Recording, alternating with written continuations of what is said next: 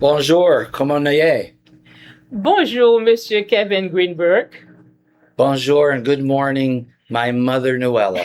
Good morning, Kevin. How are you? I'm doing so well. I continue to be blessed. And it is an honor to be here. And I guess we'll have to tell your guests. Mwen kontan, mwen senti mwen beni, et mwen pense que c'est un honneur pour moi là avec nous.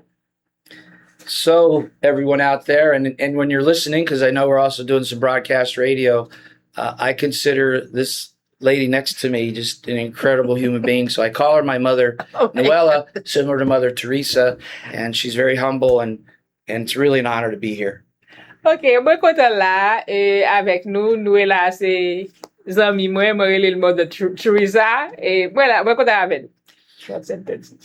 So it has to be a little bit difficult for you to talk about yourself when you're translating because you're very humble, right? Oui, je pense que ou même NUELLA, il est difficile pour parler de ou même pour traduire parce que vous êtes très humble. So thank you for having me. Merci parce que nous invitez moi aujourd'hui là. And so today, Noella invited me to really have a conversation. Jodi a NUELLA invité moi pour vraiment capable gagner une conversation ensemble avec lui.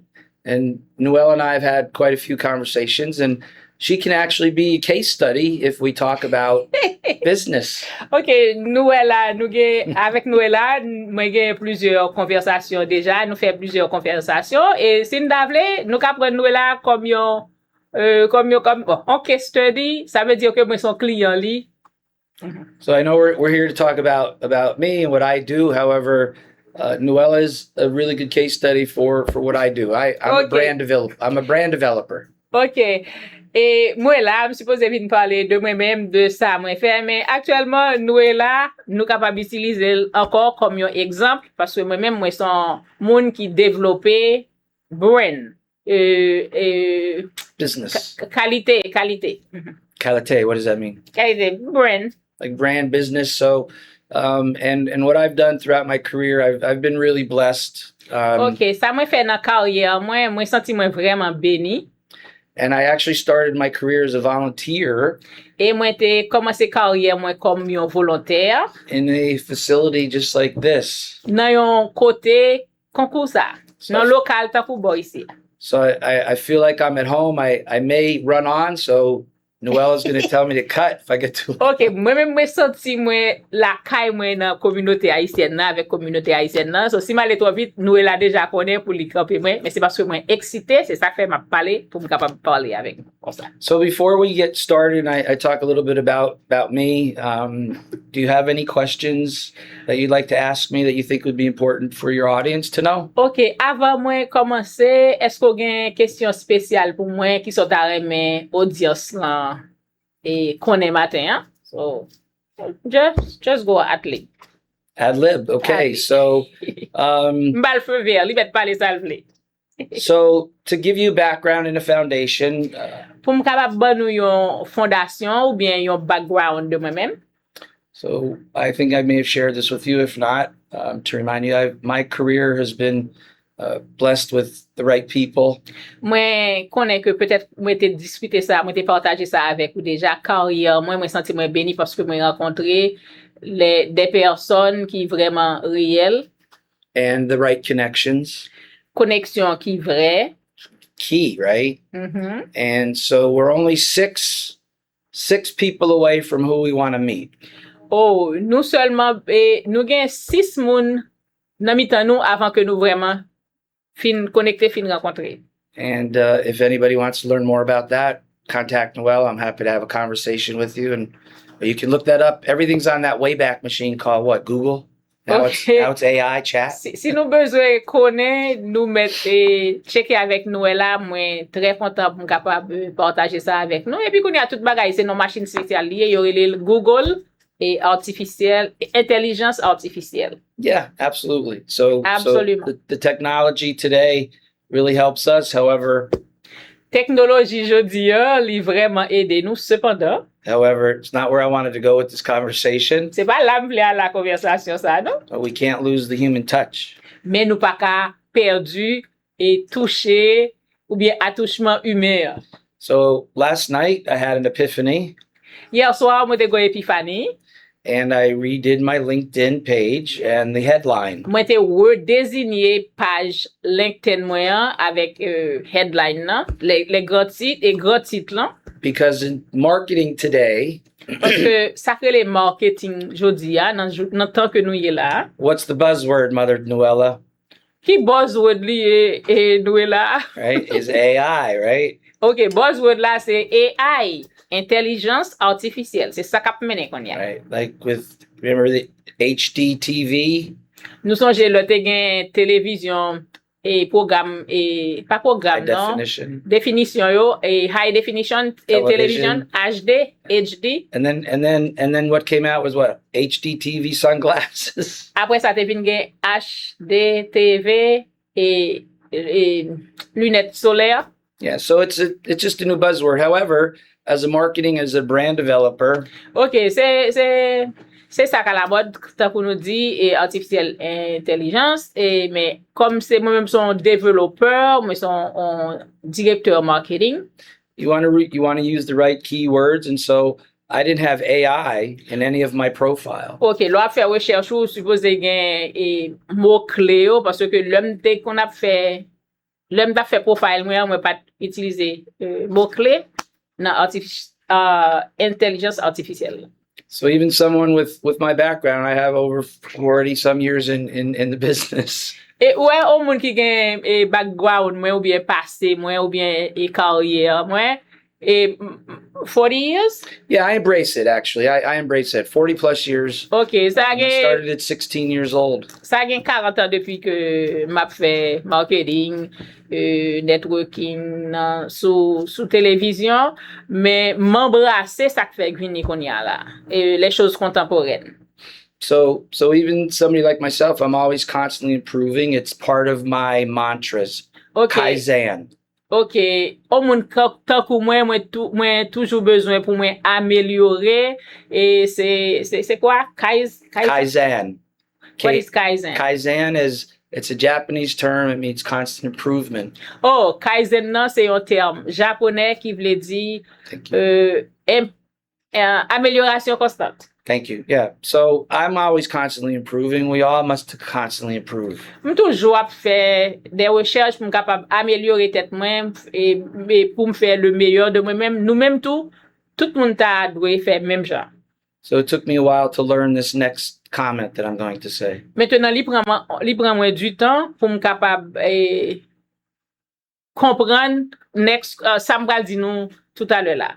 When we are proud of our accomplishments, Là nous fiers de ça nous réaliser, de réalisation non. pat ourselves on the back, right? We want to feel good. Nous frapper épaule nous sentir nous voulons sentir que nous fiers de nous. You reached your goal, right? Yeah, nous atteindre but nous. However, so Objectif, what? no? What's next? Et puis tout ça après, qui ça vient après encore? So too many in my career, too many of us that I found that I work with are happy with just reaching the goal, right? OK, dans carrière moi que moi rencontré yo tout yo très content, yo fier que yo té atteint objectif yo. And so I still practice and I still continue to want to do better, even though I've been very blessed with OK, moi toujours à pratiquer, moi toujours voulais faire le meilleur de moi-même, même là que moi senti moi béni dans carrière moi. So I have to stop, but we'll redo what we're doing. My name is wrong and my email is wrong on the for people to contact me, but it's okay.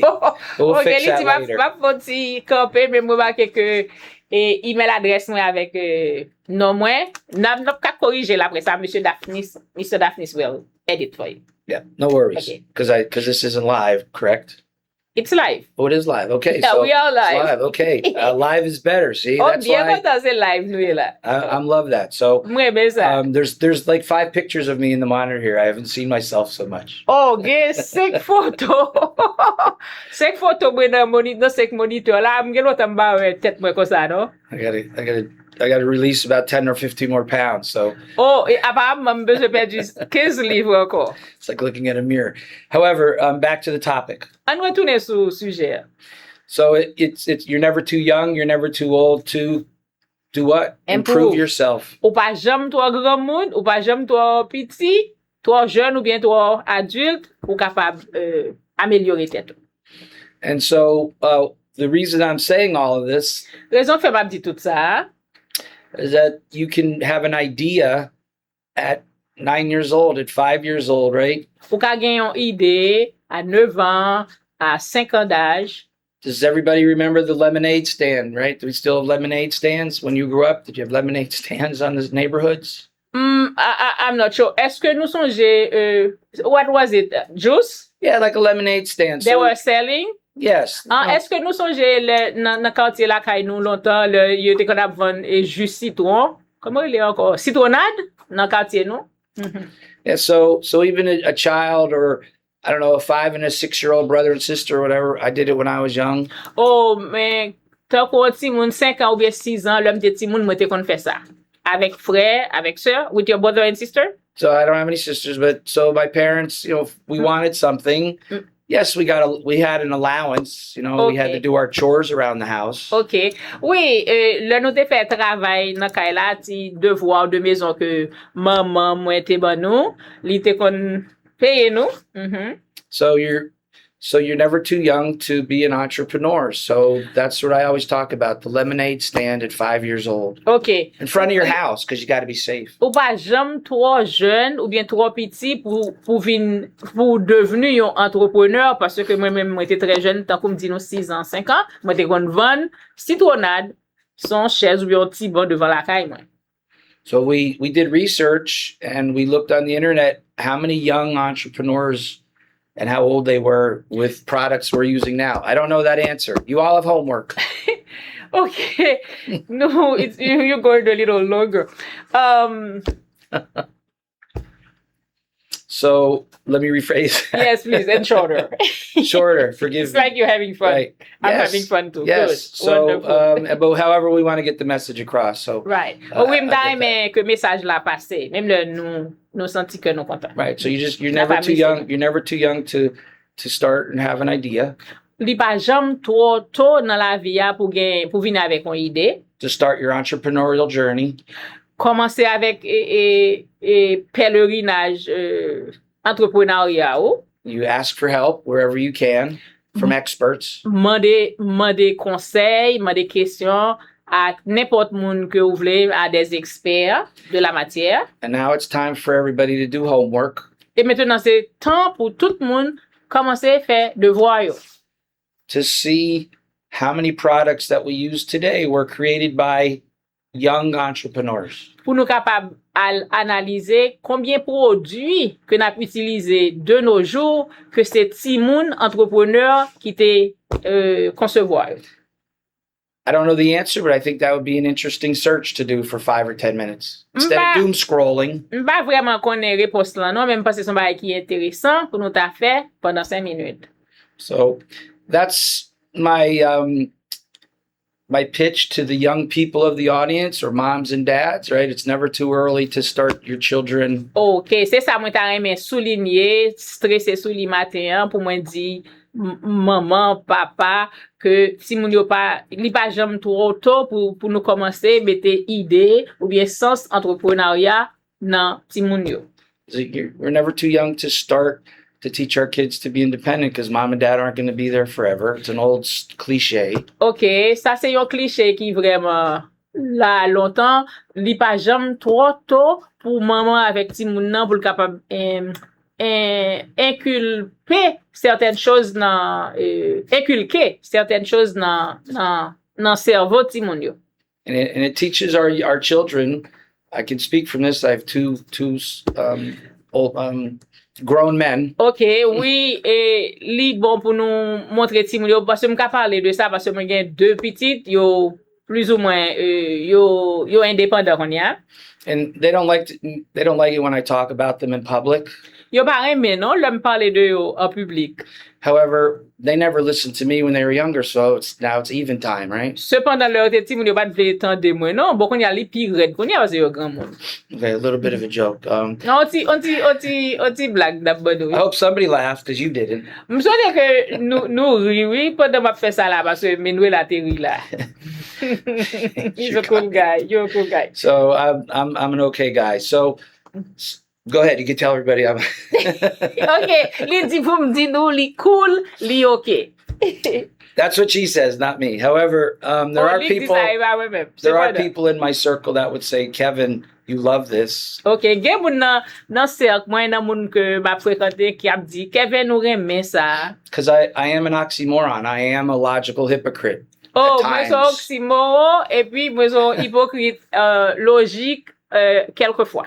Yeah, I think in my experience in my life, because I embraced my 63 years almost. Ok, nan eksperyans la vi mwen, parce que mwen fèk embrase 63 ans nan vi mwen. We're all logical hypocrites because we all have egos. Toi kade nou se hypocrite nou parce que nou gen ego ke nap nouri chaque jour nan tèt nou. And so those are the conversations I'll be having. Perhaps I'll come on the next time and talk to you about my podcast. Sa yo se konversasyon, peut-être que lèm retourne encore m kapab parler nou de podcast mwen, de programme télévision. Yeah. So and it actually has to do with my background with branding and with people and with leadership skills specifically. Ok, so li gen pou fè avèk branding ke mwen fè et background mwen, leadership et spécifiquement. Because what I've done throughout my career, and it's because of my mother. Et sa mwen te chwazi pou mde fè kom karrière mwen, sa mwen fè pendant mwen tap développer karrière mwen, c'est à cause de maman mwen, li centré sou maman mwen. And I learned leadership skills from my father. Et mwen apprendre comment mwen diriger ou bien leadership et tactique yo de papa mwen. And so the businesses that I've always worked with, it's about heart and soul-led businesses and mostly women.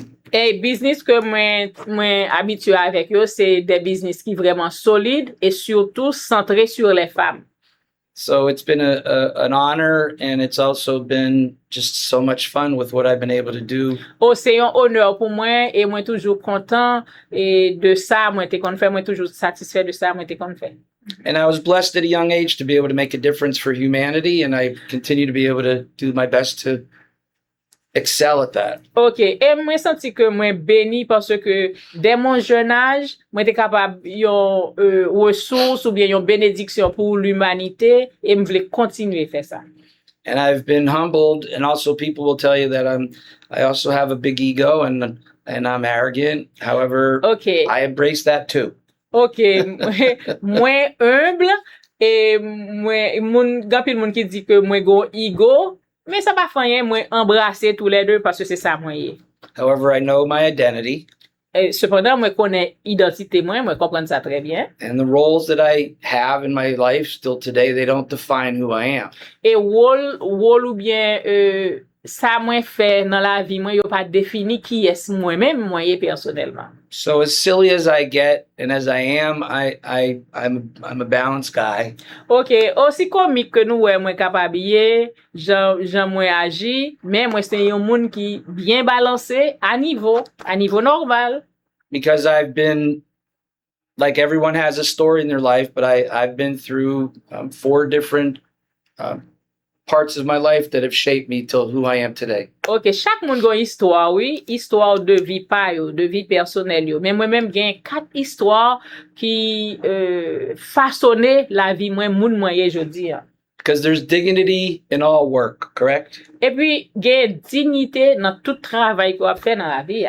So, I've worked in the corner windowless office.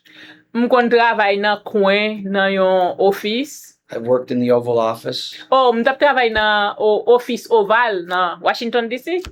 I've worked closely with world leaders and incredible people throughout. Moi travaille avec des leaders mondiaux, des personnes exceptionnelles tout au long de ma carrière. And I've also gone to learn how to drive a tractor trailer because business just dried up. Et moi te même apprendre pour me conduire yon trailer, yon gros truck parce que business te commencé à blaser. So there's a reason that I have my company name, Don't Back Down. C'est ça que fait moi les compagnies nan, don't back down, pas retourner en arrière. And don't back down from constant improvement ever. Pas jamais retourner en arrière pour pas faire amélioration constante dans la vie, jamais. And if you back down and then you get kicked back 3 or 4 or 5 times, you continue to get up and Et reach your goals. si par hasard ou t'as fait quelque part en arrière ou fait 4 coups et derrière, il est toujours bon pour retourner, repédaler vers l'avant. So that's what I bring to my life. It's what I bring to my family. It's what I bring to my clients. Ok, c'est ça m'pote pour la vie moi, c'est ça m'pote et pour famille moi, c'est ça m'pote pour client moi yo tout. So, and I think that the people that are in my circle will reflect, the values that you and I share. Et moi pense que moun qui dans cercle moi yo capable refléter les valeurs que moi-même avec NUELLA nous partager et souvent déjà.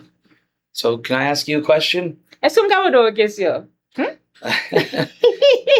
So, you've been doing this for quite a few interviews. Est-ce que me fait ça? Est-ce qu'on vient là déjà NUELLA pour faire plusieurs interviews?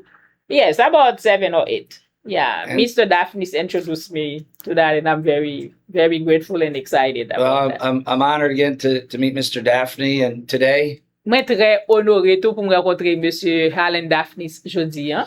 And he and I had a pretty immediate connection. Our energies connected. Wow! Et aussitôt que nous rencontrons aujourd'hui pour la première fois, et nous énergie nous connecter, nous gagnons connexion très très spontanée. Right, because it's all about our energy, right? Ah, c'est ça, oui, c'est des énergies positives. Parce qu'on sont infirmières, on comprend ça, va me dire. Right. Or sometimes you don't get the right energy.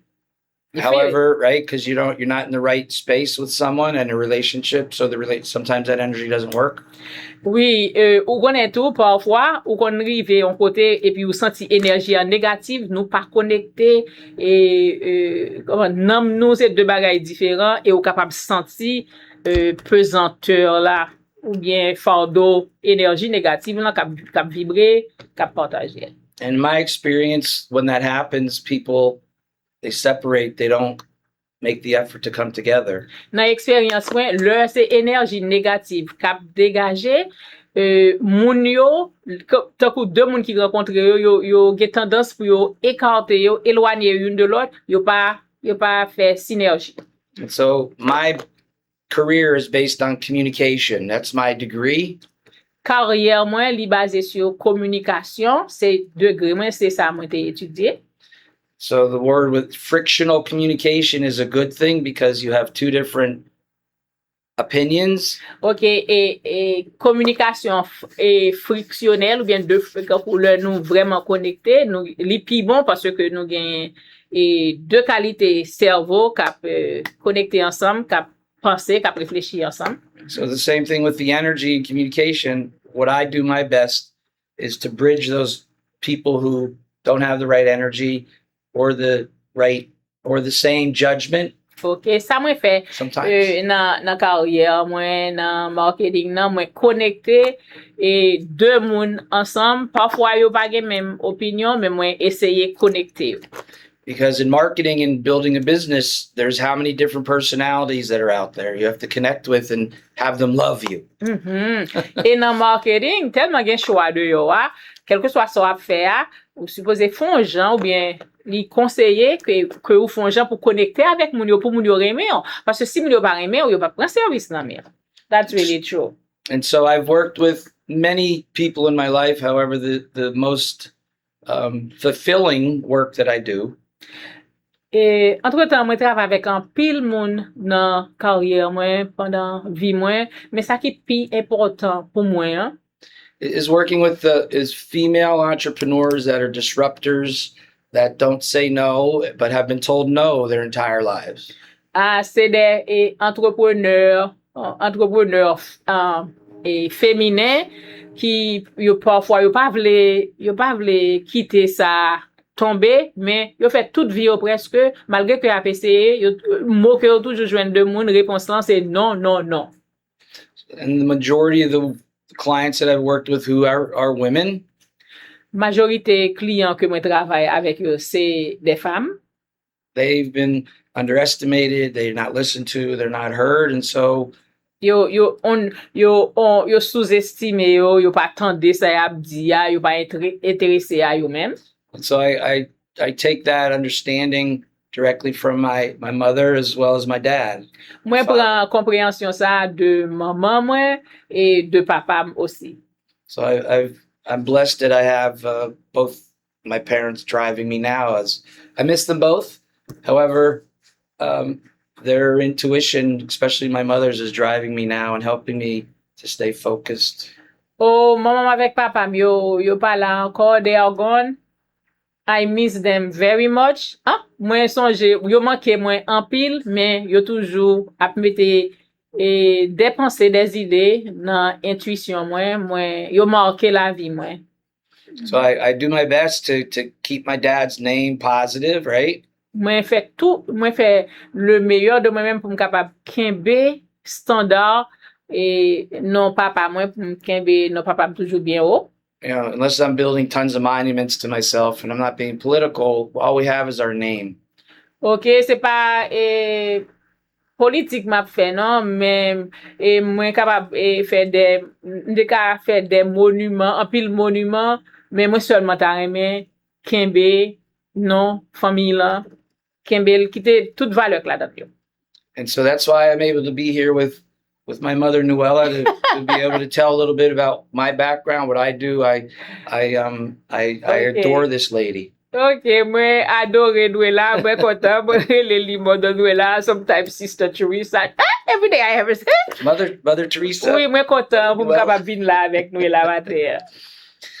So yeah, I could talk a lot more about strategy and how I help businesses, but I just wanted to have a conversation about my background, and Okay. I'm nobody special.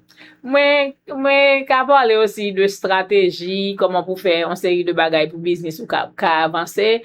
Même devle parler nou un petit peu de qui est mwen pa spécial passé ça, non? But you're very special, Kevin. You're right, because I'm Papa Kev to Olive and Teddy. Oh, wow. Oh, he's so proud. I mean, li kontan, li di, m spécial, oui, parce que mwen c'est grand-papa Olive avec Teddy. C'est deux jumeaux, your grandchildren, right? Yes, Petit my garçon, grand-twins. Oh, oui, c'est deux jumeaux, oui. I mentioned that. So they're not talking yet because my two of my sons said that I can't give them shout outs when I'm being interviewed anymore. But Olive and Teddy don't talk yet, so I can still give them a shout out.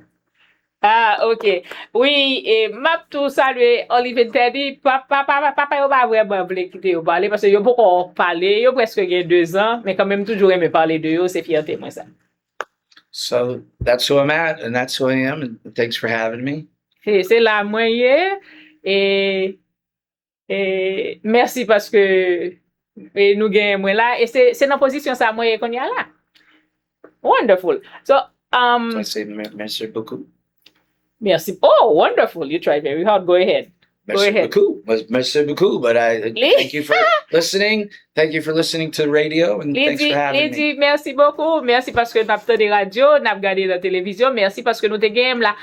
What is your phone number, please, if someone would like to reach you? So the best way to reach me, the phone number Pou connecte avem, 570. Téléphone moi c'est 570 area code. 570-881-8909. 881 8909. 570 881 8909. 8909.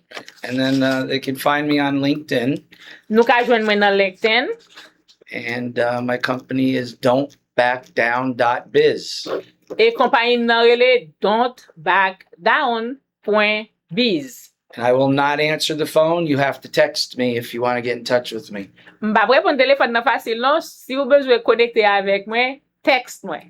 Et puis ou ap jwenn mwen m'a repon nou.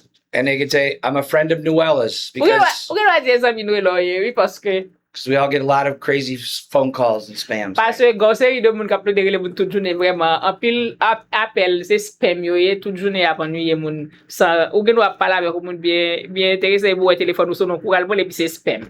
Can I say one more thing to your audience? Est-ce que m'ka di l'autre bagay à audience sa communauté haïtienne nan kap koute nou matin, hein? No matter how tough it gets, Quel que soit jan l'état difficile, don't back down from constant improvement. pas jam fait retrait pour pas faire amélioration constante dans la vie ou toujours besoin avancer pour plus devant parce que le meilleur est encore à venir. Thank you. That's it? Nothing more? Maybe 2 more minutes? I got more that I can talk to you about. However, what I recommend to people is to read. There are 2 books. Ok, mwen di an pil bagay, de sa mde ple di jodi, men sa mda rekomande moun yo pou yo lire 2 livres. And the one is called Traction Gen le Traction by Gino Wickman. Qui est écrit par Gino Wickman. Gino Wickman. And it's a really good book. Son bon livre lié. When I first came to Florida 10 years ago. L'homme de fait vini Florida 10 ans de cela. Where are you from? I am originally from Pennsylvania, the Poconos. Mwen soti de Poconos, les Poconos de Philadelphie. No, de Pennsylvania. Yeah, Pennsylvania, Philadelphia, 2 hours. Right. In the mountains. Sumbonyo. I just lost my train of thought, Noella. Oh, sorry, Mr. Greenberg. However, the books, Gino Wickman and Traction, and the company I was working with when I first came here, I was doing PR, and I actually built an incredible team. Oh, compagnie m'tap travail, là m'te fait venir là 10 ans de cela, m'tap fait relations publiques et m'te gen yon équipe solide. What's the second book? It's called What the Heck is EOS? Oh, deuxième livre là relé What's the Heck?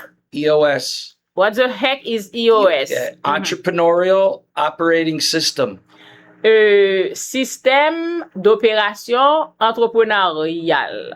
What's the author's name? So, Gino Wickman. Oh, for both? Yes, and what EOS is about creating your business as you grow, entrepreneurial operating system. EOS là, c'est comment pour façonner business ou pendant que vous grandi dans business là, système opérationnel d'entrepreneuriat. And we utilized EOS. We built this company from $350,000. Nous avons commencé compagnie avec $350,000 to over $10 million in less than 60 months. Dans moins que 60 mois, nous t'es monté à 60 millions? $10 million in less than 60 months. Oh, dans moins que 60 mois, nous sortis de $350,000, nous atterri à $10 millions. That was a lot of profit. Yeah, because we had great leadership. C'est parce que nous te gen moun qui te fort solide dans l'administration. The ownership hired the right people for those leadership roles. Met business nan te embauché les meilleurs employés pour yo te capable travailler dans l'administration. And I will say I was one of them. Et m capable di fièrement que proudly. C'est une là de, of course. And I hired incredible people that were much better than I am.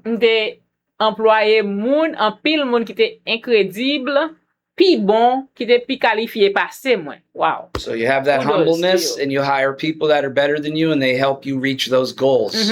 Ou doit humble et puis là ou pas prendre moun qui toujours en bas, li OK pour prendre moun qui pi connaît passé ou et puis ou ka atteindre objectif ou et puis ou pas apprendre de moun ça.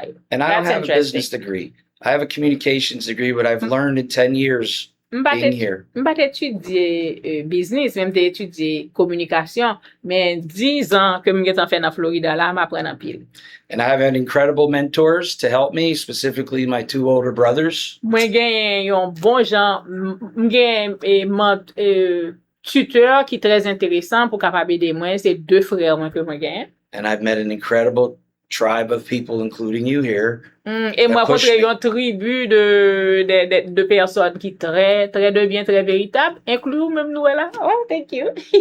So I'm thrilled. Well, and we spent quite a few hours helping NUELLA a few weeks ago, right? Des fois, paquet de temps, oui, t'as aidé NUELLA dans business, oui, en semaine. Il y a de cela 2 semaines. Yeah, you did a wonderful job. I will be forever grateful. Did you finish your homework? I'm still working on my homework. You gave me a lot. A lot to do. But I accomplished a lot. Thank you so much. You have a kind heart. May God bless you. May God bless you and continue to bless you and your listeners and the people that are listening and watching. Que bon Dieu capable bénir nous là et que bon Dieu capable bénir tout le monde qui a écouté ou tout le monde qui a gardé nous qu'on y a sur 4 Diaspora TV.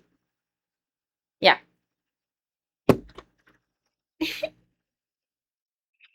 OK, Keep maintenant, going. no, we can say au revoir. Au revoir. Au revoir. Merci. Thank you very much, Mr. Greenberg, for being here. It's such a privilege for me. Thank you for educating or sharing with the Haitian community. Well, I trust it was We helpful. love you already. Well, thank you, and it was really an honor, and I look forward to continuing to strengthen our relationship. Mda remen kontinue vini la, mda remen ke nou solidarize et relasyon nou ansam. À bientôt. Au revoir. Au revoir. Merci, monsieur. Bye.